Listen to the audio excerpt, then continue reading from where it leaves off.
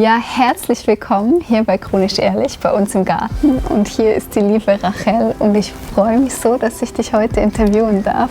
Und was ich unbedingt noch sagen muss, da wir draußen sind, kann es sein, dass Flugzeuge vorbeifliegen oder irgendjemand auf die tolle Idee kommt, den Rasen zu mähen. Also macht euch auf eine fröhliche Geräuschekulisse gefasst. Aber jetzt zu dir. Du bist jetzt 4,5 Stunden hierher gefahren. Du kommst nämlich nicht aus der Schweiz. Erzähl mal ein bisschen was über dich. Ja, ich komme aus Mainz. Das ist in der Mitte von Deutschland bei Frankfurt. Ja. Und da lebe ich. Und ich steige jetzt einfach direkt ein in meine Geschichte. Unbedingt. Direkt auf den Punkt. Ja, eben genau. Nicht lange um den heißen Brei herum. Nee. Also meine Lieblingsfarbe ist. Genau. Also erstmal freue ich mich riesig, hier zu sein. Es ist hier wunderschön und die Einladung hat mich sehr gefreut und auch geehrt. Ja. Und ich ernähre mich jetzt auch schon seit 2 Jahren nach Anthony William. Oder zum größten Teil nach Anthony William auf jeden Fall.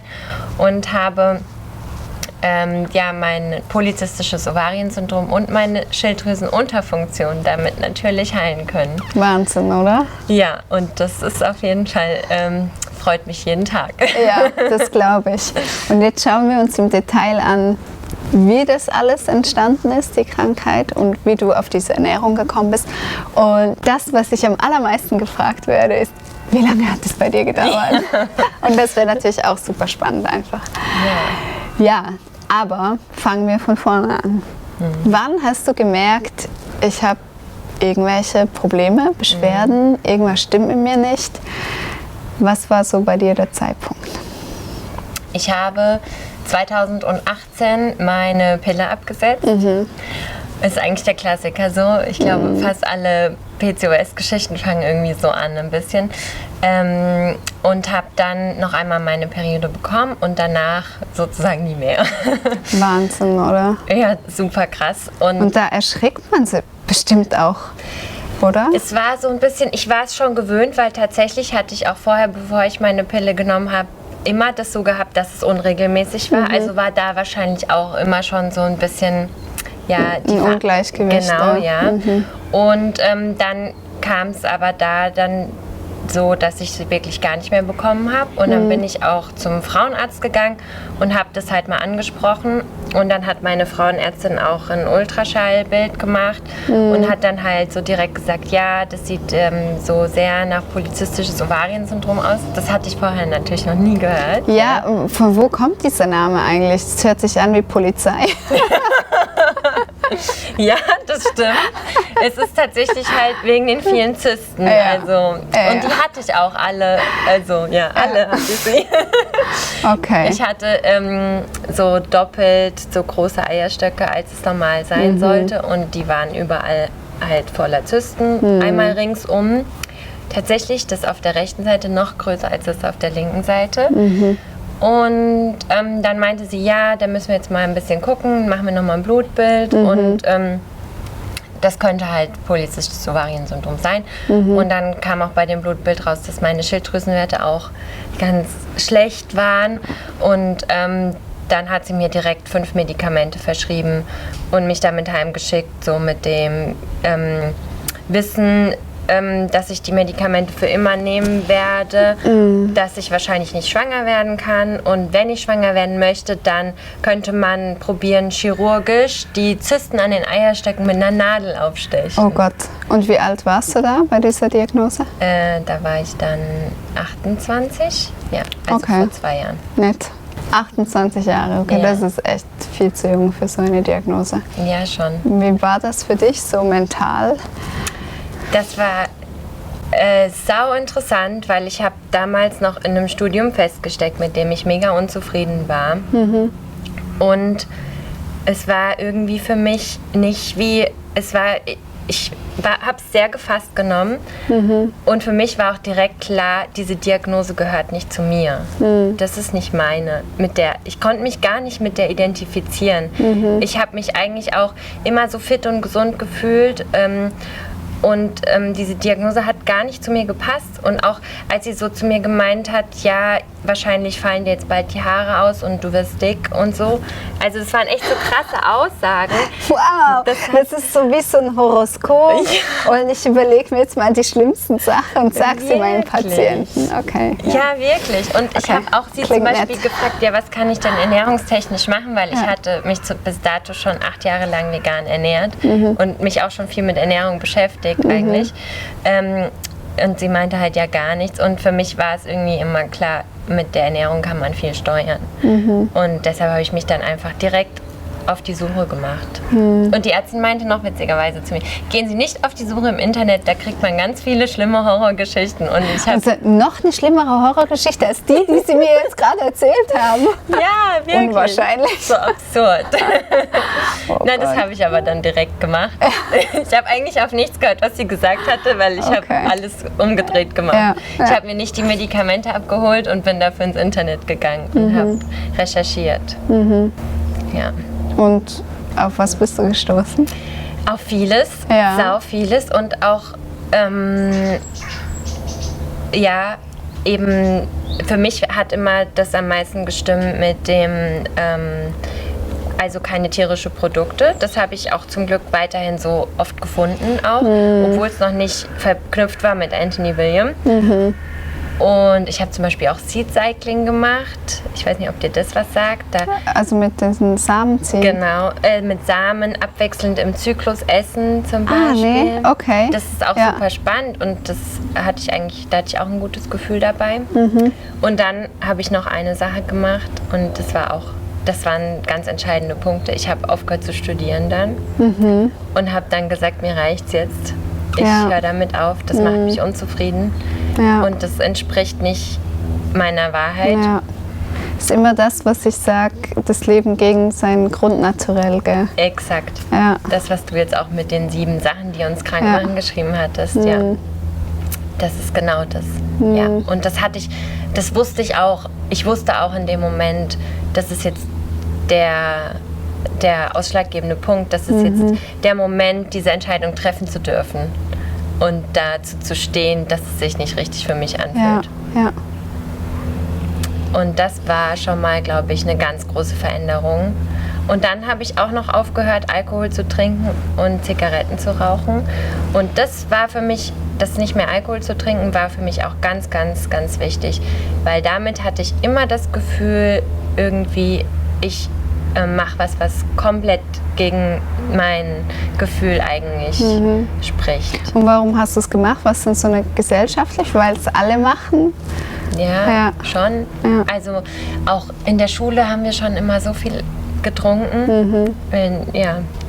Also kann man eigentlich auch einfach mal aussprechen. Wir haben echt immer viel Alkohol getrunken und auch im Studium, im ersten Semester und so, da wird so viel gefeiert. Da bin ich fast jeden Abend, glaube ich, in eine Kneipe gegangen oder in eine Bar und wir haben gefeiert und auch wenig geschlafen und dann am nächsten Tag verkatert in die Uni und so. Und ich habe das auch schon gemerkt gehabt, so ab 23, 22 war es eigentlich so, dass ich es immer weniger gut vertragen habe. Also es ging mir immer schlechter damit, Alkohol zu trinken. Ich hatte auch immer stärker das Gefühl, es belastet mich auch emotional, den Alkohol zu trinken und mir dieses Gift zuzuführen. Ja. Und ich hatte auch echt manchmal dann so Tagesdepressionen danach eigentlich. Ja, das ist so anstrengend für unsere Organe und vor allem die Leber, gell? Das ist total kaum auszuhalten. Ja. Und das heißt, dir kam so diese Erkenntnis, ich muss jetzt mein Studium abbrechen, ich muss mit Alkohol aufhören und was war noch das dritte? Rauchen, ja. Und war das dann so ein innerer Impuls, dass du dann diese Stärke draus nehmen konntest oder wie hat sich das angefühlt für dich? Das war tatsächlich sowas, das lag für mich so offensichtlich auf der Hand. Das waren so Sachen, wo ich immer schon ein Gefühl hatte, irgendwie ist es eigentlich nicht das Richtige für mich bei allen Sachen. Aber die Motivation hatte dann bis dahin immer gefehlt, wirklich diesen Schritt zu machen. Und dann hatte ich auch wie so eine Erklärung. Also dann konnte ich auch so sagen, ja, ich habe es jetzt gemacht, weil, also zum Beispiel, wenn mich jemand gefragt hat, warum trinkst du keinen Alkohol mehr, dann konnte ich einfach sagen, gesundheitlich passt es gerade nicht für mich. Und ich habe sozusagen eine chronische Krankheit diagnostiziert bekommen. Ich werde das jetzt erstmal nicht mehr machen. Ja. Und jetzt hättest du Lust drauf, wieder mal was zu trinken?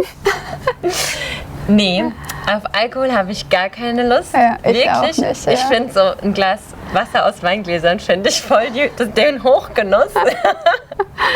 Ja. Tatsächlich finde ich das Rauchen was ganz Schönes. Ja, weil es so mit Erinnerungen verknüpft ist, merkst du das? Total, und es ist auch so was Sinnliches und an so einem sommerlichen Abend oder so Ja. gibt es jetzt halt eine Dattel. Ja. Du rauchst so eine Dattel. So. Ja.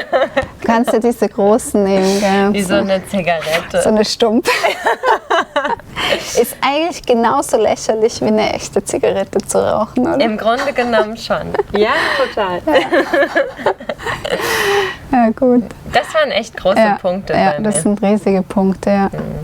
Ja, und dann bist du eigentlich gar noch nicht zu dieser Anthony William Ernährung gekommen. Also du hast schon mega viel, ist dir bewusst geworden, wo du gesagt hast, nee, das muss sich ändern und das will ich auch ändern. Ja, Du hast ja auch Fall. richtig Bock drauf entwickelt und ich denke, das ist auch immer wichtig, wenn man einen Weg einschlägt, dass man sich auch in diesen Weg verliebt.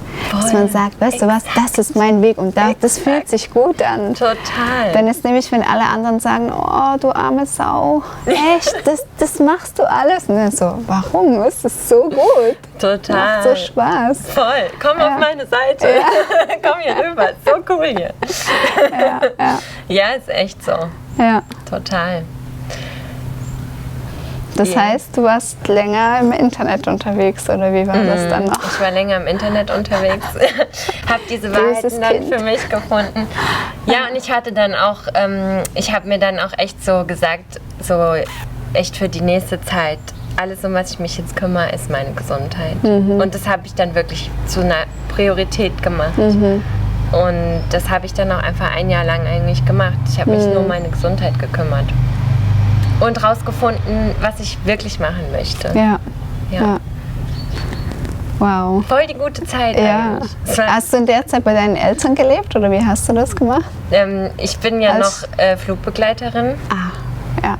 und das in Teilzeit Ja. schon seit vielen Jahren. Und genau, das war dann auch so finanziell möglich, dass ich einfach in Teilzeit bin ich weiter geflogen. Das hat mich auch nicht gestresst. Das habe ich geliebt eigentlich viel mehr. Und ansonsten, genau, war der andere Job war meine Gesundheit. Ja, mega.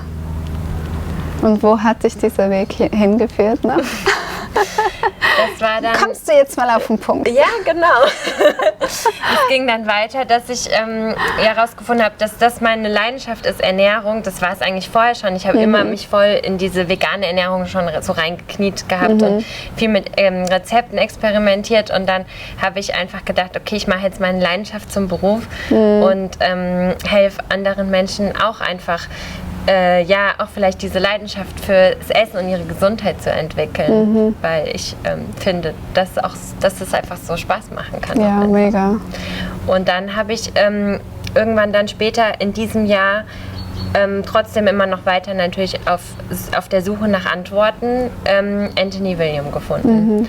Weil bis dato wusstest du, das könnte helfen, aber nicht wirklich, was Exakt. die Ursache ist von deinem Krankheitsbild. Es war mehr so ein Trial and Error und habe halt bei vielen Sachen schon gemerkt, okay, das funktioniert ganz gut. Ich wusste nicht, wieso so richtig, oder ich wusste auch nicht, wieso polyzystisches Ovariensyndrom und so weiter. Warum habe ich Zysten an den Eierstöcken? Warum? Ja, genau.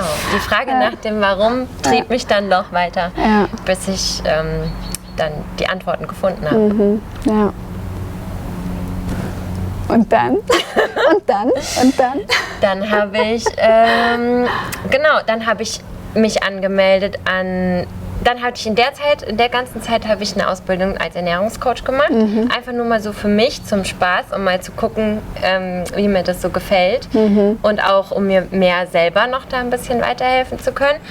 Und dann habe ich währenddessen schon gemerkt, das ist eigentlich schon richtig cool, das macht schon richtig Spaß. Vor allem auch so dieser Coaching-Aspekt, wirklich die Leute da abzuholen, wo sie stehen und ihn nicht irgendwie dogmatisch irgendeine Ernährungsform draufzudrücken, sondern wirklich zu gucken, wo seid ihr, wo möchtet ihr hin. Ich sage immer, man ist einfach als Ermutigung da, als große Ermutigung und als Mitgefühl und Liebe. Absolut. Und das ist schon so schön, so eine schöne Arbeit. Ja. Total. Ich hatte selber 2 Jahre lang einen Coach in der Zeit und das hat mir unfassbar viel geholfen. Also ich weiß, wie wertvoll das ist, jemanden zu haben, der sagt, es ist alles gut, auch in Zeiten, in denen man zweifelt. Ja. Du bist auf dem richtigen Weg und es ist alles gut. Ja. Ja, und die Zeiten gibt es ja auch, wo man so denkt, es kann doch nicht sein, dass jetzt die Symptome wieder hochkommen. Wie war das bei dir? Ja, wie war das bei mir? Ich habe dann einfach viel wieder mich abgelenkt eigentlich. Das hat bei mir schon immer gut geklappt, halt dann mit so richtigen Themen, dass ich dann halt noch irgendwie die Bücher dazu gelesen habe und mich einfach, ich habe mir selber ganz viel Bestärkung halt aus Quellen geholt, wo ich weiß, da kriege ich das, was ich hören möchte und nicht irgendwas, was mich mehr verunsichert. Ja. Und das hilft mir auch heute immer noch, wenn ich irgendwie das Gefühl habe, ich komme mit irgendwas ins Straucheln oder so, dann gehe ich einfach an die Quellen, wo ich weiß, da kriege ich Bestärkung und da kriege ich Ermutigung und nicht das Umgekehrte. Ja. Ja. Das finde ich auch auf jeden Fall so einen wichtigen Aspekt auch für den Heilungsweg, wirklich selektiv sich manchmal wirklich einfach umzuschauen und viele Sachen dann einfach auszublenden, bei denen man merkt, die bringen einen irgendwie in eine Verwirrung oder ins Straucheln und verunsichern einen. Ja. Und sich das auch einfach zu erlauben, manche Sachen auch einfach auszublenden, auch wenn andere sagen, aber wie kannst du denn davor jetzt die Augen verschließen oder so? Wenn es einem gut tut, dann finde ich, ist das in so auf diesem Heilungsweg, wo man das sagt. Richtige. Ja, total. Ja. Das heißt, du hast dann diese Coaching-Ausbildung gemacht. Ja, genau. Und ich habe dann noch eine weitere gemacht in Amerika. Die war mega, mega cool. An der Nutrition School heißt es, IIN nennt sich das dann. Die ist stationiert in New York und die arbeiten ganz, ganz ganzheitlich. Also super holistisch und auch ohne irgendwelches Ernährungskonzept eigentlich gehen die an die Sache heran und das finde ich auch so schön, dass man wirklich einfach schaut, wo steht der Mensch, in was für einem Umfeld befindet er sich und was ist dann da vielleicht für den individuell das Richtige. Ja, weil das ist auch so wichtig, so individuell auf die Person einzugehen und wie du gesagt hast, nicht irgendein Konzept drüber zu stülpen. Das ist auch, wie würdest du sagen, wie lebst du das jetzt? Also das war ja im 2018 und jetzt haben wir 2 Jahre später, ein paar Ausbildungen später, ein paar Erfahrungen reifer. Wie lebst du das jetzt? Wie sieht dein Weg jetzt aus?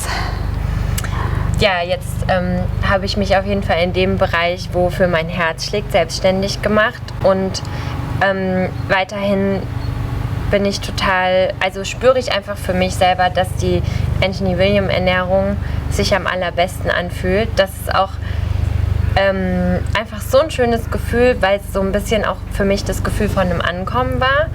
Ich weiß einfach, wenn ich jetzt zum Beispiel irgendwie das Gefühl habe, ich brauche was, mein Körper braucht irgendwas, dann weiß ich, wo ich hingehe. Dann gehe ich zu meiner Morgenroutine, dann gehe ich zu meinem Selleriesaft und zum Obst und Gemüse und dann bin ich zu Hause.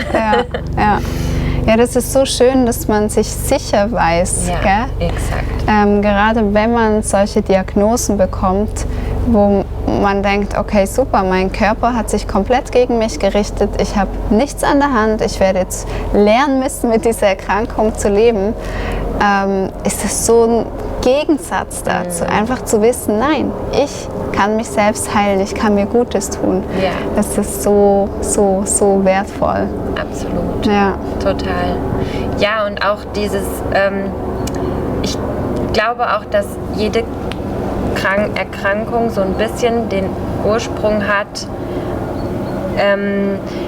oder den Anstoß, dass man wieder lernen darf, sich um sich selber zu kümmern. Und zwar wirklich an allererster Stelle. Weil erst dann hat man die volle Energie, um wirklich anderen auch weiterzuhelfen oder für andere da zu sein.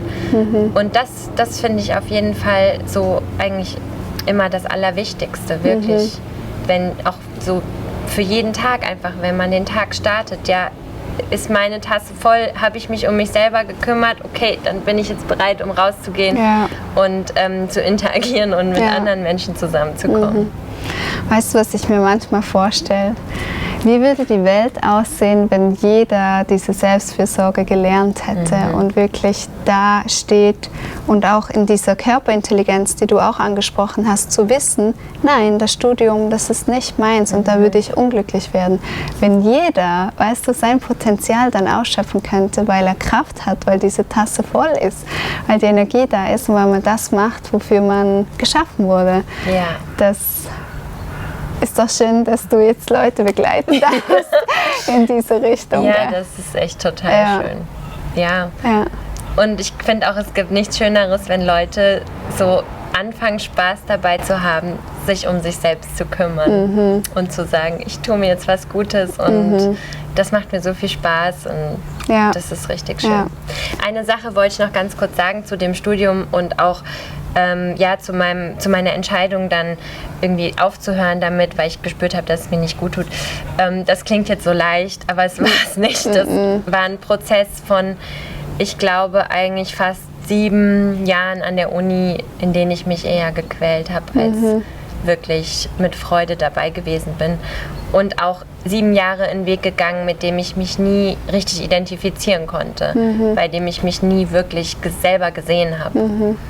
Ja. Und das dann auch so nach 7 Jahren zu sagen, eben nicht, ich ziehe das jetzt halt noch durch, weil ich bin schon hier und ich muss das jetzt halt machen, weil ich kann jetzt nicht die 7 Jahre einfach wegschmeißen sozusagen. Das war schon ein richtig, richtig, richtig krasser Prozess für mich. Ja, das glaube ich. Auch eben nicht da in diesem Gefühl zu bleiben, ich habe jetzt da versagt oder bin da gescheitert und schmeiß die letzten 7 Jahre in die Tonne, sondern wirklich für mich zu sehen, dass es trotzdem ein wertvoller Teil meines Weges war. Ja, schön, dass du das noch erzählt hast. Was würdest du sagen, wie sieht es heute aus? Du hast ja eben gesagt, die Schilddrüsenwerte, die waren schlecht. Ja. Du hattest überall Zysten und du hast das PCOS-Syndrom. Ja. Was ist jetzt der Stand der Dinge? Ja. Nach 2 Jahren? Ja, nach 2 Jahren. Nach 2 Jahren ist es tatsächlich, also meine Werte sind alle, wie als hätte ich nie was gehabt. Wow. Okay. Das ging tatsächlich auch relativ schnell. Das hatte ich schon nach 1,5 Jahren so, dass meine Werte waren, wie als hätte ich nie was gehabt. Wie hast du gefeiert? Und hast du das bei der Ärztin gemacht, die dir dieses Horrorszenario? Nein. Nicht? Okay. Ich bin da auch ein bisschen bei so Sachen, die mache ich still heimlich in meinem Kämmerchen, dass ich so... Okay. Genau. Okay. Ich bin zu einem Hormonzentrum und habe mich testen lassen und habe gesagt, ich habe Schilddrüsenunterfunktion und polyzystisches Ovariensyndrom, bitte testet mal. Und die haben mir einen Brief zurückgeschickt, so nach dem Motto, wir wissen nicht, von was Sie reden. Also das kann eigentlich gar nicht sein. Da war wahrscheinlich gar nichts, so nach dem Motto. Also so, ja. Wow. Das war auf jeden Fall schon mal verrückt. Und dann, was ich auf jeden Fall noch lange Zeit hatte, ich hatte wirklich lange Zeit noch sehr unreine Haut. Also auch wirklich so ein bisschen, wie sagt man dazu, so ein bisschen ausbruchsmäßig immer wieder. Das hat mich auch schwer belastet auf jeden Fall. Und das ist auch lange Zeit immer noch nicht weggegangen. Oder ich merke es auch jetzt immer noch manchmal, dass ich wieder so kleine Ausbrüche habe, vor allem wenn meine Tage anstehen zum Beispiel. Und ich hatte auch lange Zeit immer noch einen unregelmäßigen Zyklus, dass es manchmal noch 4 Wochen zu spät kam, dann noch 3, dann noch 2. Es hat sich immer so ein bisschen weiter verringert und ich bin auch immer noch sehr, sehr krank immer geworden vor meinen Tagen. Also es hat mich immer noch sehr viel Kraft gekostet. Mein Körper hat es immer noch sehr viel Kraft gekostet. Und mittlerweile sind sie aber zum Glück echt sehr, sehr regelmäßig, mit noch so manchen Aussetzern so ein bisschen. Und Wie viele Tage Aussetzer dann etwa? Manchmal kommt sie auf den Tag und manchmal noch 2 Wochen zu spät. Okay. So, ja. Also immer noch ein bisschen. Aber das ist schon ein riesiger Fortschritt. Das ist ja unglaublich. Ja. Und das ist auch was ich das erste Mal in meinem Leben so habe. Weil ich hatte noch nie regelmäßig meine Tage. Und als sie dann echt mal letztens kamen, sie so genau auf den Tag. Das war so, für mich der absolute Mega-Hammer. Wirklich. Das war so ein krasses Gefühl. Und dieses Kranksein davor, ist das besser geworden? Ja. Das ist auch besser geworden, weil ich plane sie ein und dann weiß ich ganz genau, okay, jetzt gilt's so. Jetzt nehme ich ganz viel Zink, jetzt halte ich mich an meine Routinen, jetzt sorge ich mich um mich selber, jetzt mache ich keine anstrengenden Sachen. Ja. Diese Selbstfürsorge, gell? Genau, da setze ich dann noch mal eins drauf, so ein bisschen. Ja. Und hast du da gerade eine Routine für unsere Zuschauer? Was könnte so eine Selbstfürsorge-Routine sein vor oder während der Tage? Also das Wichtigste finde ich tatsächlich ist das Einplanen, also sie im Kalender zu markieren und grob einzuschätzen, wann sie kommen und dann auch rundherum so ein bisschen die Tagesabläufe danach zu strukturieren, sofern es möglich ist natürlich. Und ansonsten, selbst wenn ich weiß, ich bin dann unterwegs, wirklich ganz viel zu supplementieren auch und dann auch wirklich zu gucken, dass halt meine Ernährung dann in der Zeit natürlich sehr korrekt ist. So. Und wenn ich es kann, dann gönne ich mir ganz viel Ruhe. Ja. Und auch dieser Aspekt finde ich da auch wichtig. Ja, natürlich, Ernährung spielt eine ganz große Rolle. Trotzdem, wenn wir die ganze Zeit super viel Stress haben in der Zeit, dann das zerstört so ein bisschen wieder dann die Effekte von der tollen Ernährung. Das ist so. Muss nicht sein, aber kann echt manchmal wirklich dann so sein. Man kann sich auch mit Emotionen übersäuern und Total, dann exakt. ist alles Basische wieder kaputt. Total, ja. Ja, das ist wirklich so wichtig und es ist so spannend, dass wir das nicht gelernt haben, während unserer Tage diese Selbstfürsorge zu leben. Ich habe das auch erst noch nicht lange, wirklich. Erst vor ein paar Monaten angefangen, wirklich zu sagen, nö, am zweiten Tag meiner Tage, das habe ich immer mein Megatief, dann schaue ich, dass ich da nichts mache, nur das Nötigste. Ja, exakt. Und das bringt so viel Entspannung rein. Total. In das ganze System, das Immunsystem fährt ja komplett runter vor und während der Tage und dass man da das einfach als Zyklus sehen darf und sehen dann, nee, ich muss nicht stringent funktionieren, das ist ein Zyklus und ich darf in diesem Leben und es darf sein, dass man mal nicht 100% funktioniert und ja, das hilft sehr. Das ist super schön, wie du es sagst und genau, ich finde auch da immer noch auch noch mal zu sehen, unser Körper ist so ein sensibles also er ist super stark auf der einen Seite, wahnsinnig stark. Er hält unfassbar viel aus. Also wirklich manchmal Sachen hält er aus, wo man denkt, das kann ja gar nicht sein. Ja, wie machst du das nur? Und auf der anderen Seite ist er so sensibel und merkt eigentlich wirklich die kleinsten Gefühlszustandsveränderungen. Und genauso wie sensibel er das merkt, genauso merke ich selber auch immer wieder an mir, wie er sich freut, wenn er das Gefühl hat, er wird wirklich gesehen mit den Bedürfnissen, die er hat. Und ja, auch wie kooperativ er dann eigentlich auch wird oder ist, wenn er das Gefühl hat, er wird gesehen, auf ihn wird eingegangen, dann macht er eigentlich alles so, wie man es... Also, dann blüht er auch. Ja, wirklich, exakt. Ja, wundervoll. Das war jetzt total das schöne Gespräch. Was würdest du sagen als Ermutigung an jemanden, der eine Schilddrüsenunterfunktion hat oder auch PCOS? Was ist deine Ermutigung? Was möchtest du mitgeben? Meine Ermutigung ist, es ist keine Diagnose auf Lebenszeit. Absolut nicht. Und Heilung darf in Wellen sein. Also Heilung braucht nicht linear sein. Jeder hat seinen eigenen Heilungsweg und Heilung darf ganz individuell stattfinden und in Wellen mit Hochs und Tiefs. Und ja, das ist einfach das Wichtigste. Und auch, was ich auch einen ganz wichtigen Aspekt noch finde, ist, sich selber zu erlauben, alle Zeit der Welt dafür in Anspruch zu nehmen, für diesen Heilungsweg. Ja, definitiv. Was würdest du noch für die Tiefs? Was hast du für einen Tipp für die Tiefs? Ja, die Tiefs. Ja, am besten eben in diesen Tiefs zu wissen, dass es an manchen Tagen geht es 10 Schritte nach vorne, an manchen geht es 8 zurück und an manchen geht es dafür wieder 10 Schritte nach vorne und das gehört einfach dazu. Diese Tiefs können auch einfach nochmal eine Erinnerung oder auch ein Motivator sein, Ja. um wirklich weiterzumachen und auch zu sehen, vielleicht dann, wenn man schon bessere Zeiten hatte, zu sehen, es funktioniert. Also die gibt es auch, die besseren Zeiten. Und es geht einfach stetig bergauf mit kleinen Rückschritten manchmal. Ja. Das ist ein sehr schönes Schlusswort.